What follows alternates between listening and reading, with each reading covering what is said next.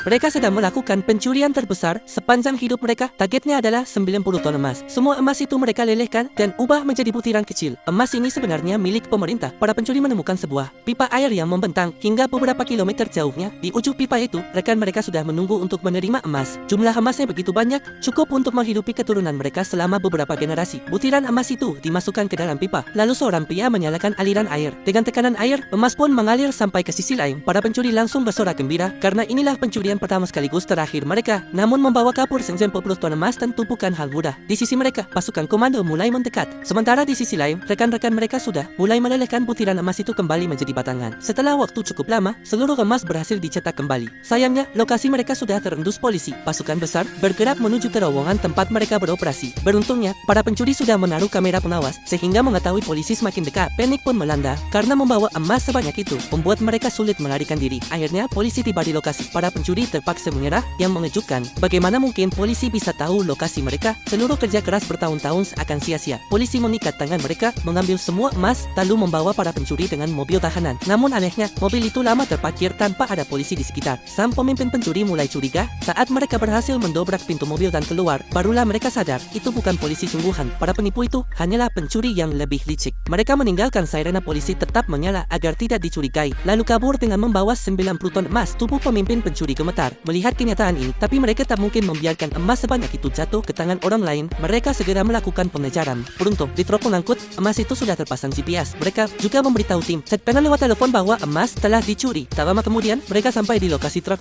itu. Tapi ketika diperiksa, tidak ada sepotong pun emas di dalamnya. Keadaan makin kacau. Rupanya, pencuri yang menipu mereka jauh lebih licik. Namun pemimpin kelompok punya firasat tajam. 90 ton emas tidak mungkin disembunyikan di rumah atau kendaraan. Mereka pasti menguburnya di tanah. Dan benar saja, mereka menemukan bahwa emas itu memang dikubur. Hanya saja, lokasi pastinya masih misteri.